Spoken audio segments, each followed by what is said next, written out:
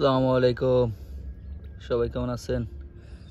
আমি আইয়ুব খান, ভাই বোন ফার্ম হাউস, মোলাদি, বরিশাল। দেখেন, পানি বা কাদাযুক্ত জায়গায় জারা ওয়ান হাইব্রিড ঘাস চাষ পদ্ধতি। জমিটা প্রথম 2টা চাষ দিছি এবং প্রতি শতাংশতে আধা কেজি ইউরিয়া সার, 200 গ্রাম আধা কেজি পটাশ মানে লাল সার, 200 গ্রাম ড্যাপ এবং 200 গ্রাম মাইট্টা সার ব্যবহার করছি। এরপর একটা চাষ দিছি।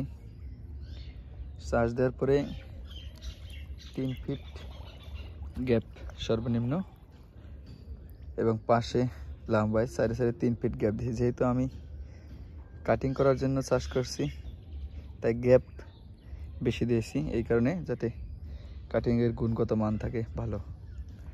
আপনারা যারা খামার জন্য চাষ করবেন সর্বোচ্চ পাশে 2 ফিট গ্যাপ দেবেন এবং সামনে টু সামনে 1 ফিট থেকে 1.5 ফিট, তাহলে খুব ভালো ফলন পাবেন।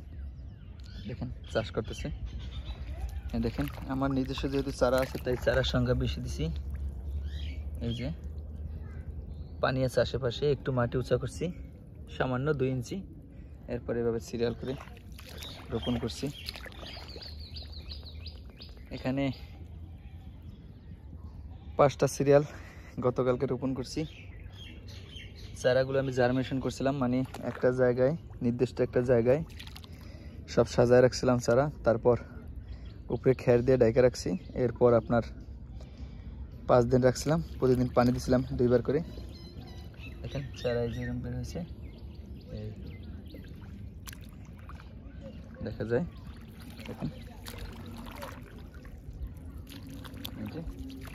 আপনারাও যেসব আপনার কাদা জমি আছে, কাদাযুক্ত জমি, ওইসব জমিতে আপনারা চারা গাছ লাগাইলে এই সিস্টেমে চাষ করতে পারেন। তবে অবশ্যই খামার জন্য চাষ করলে পাশে 2 ফিট গ্যাপ দিবেন, লম্বায় 1.5 ফিট 1 ফিট, তাহলে ফলনটা বেশি পাবেন। আমাদের তো কাটিংয়ের গুণগত মান ভালো রাখার জন্য আমরা গ্যাপ বেশি দিই। 3 ফিট 3.5 ফিট গ্যাপ দিচ্ছি আমরা, আপনারা হয়তো আরও কম দিবেন। এবং 2 গিটের কাটিং একটা করে রোপণ করলেই খুব ভালো ফলন পাবেন। কুশি দীর্ঘরণে এই লাভ হয়। এভাবে আপনারা জারা ঘাস, স্মার্ট নেপিয়া চাষ করতে পারেন, বা এলিফ্যান্ট, রেড পাক চং বা উঁচু জমির যে ঘাসগুলো আছে আপনারা এভাবে চাষ করতে পারেন, তাহলে কাটিং মিস হবে কম, জার্মিনেশন ভালো হবে। দেখেন গতকালকে রোপণ করছি, আজকে 1 দিন পরে সব ধরছে। এই যে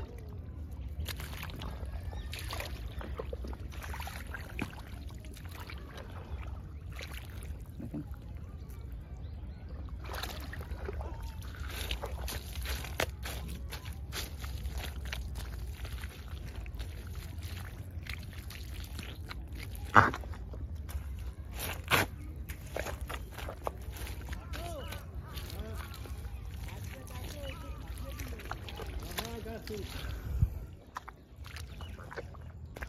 চাষ করতেছি। এখানে জমি আছে 1 একর, পুরোটাই চাষ করতেছি, বাকিটা আল্লাহ ভরসা। সবাই দোয়া রাখবেন এবং কমেন্ট করে জানাবেন ঠিক আছে কিনা, বা আপনারা আপনাদের জমিতে কী ধরনের ঘাস চাষ করতে চান।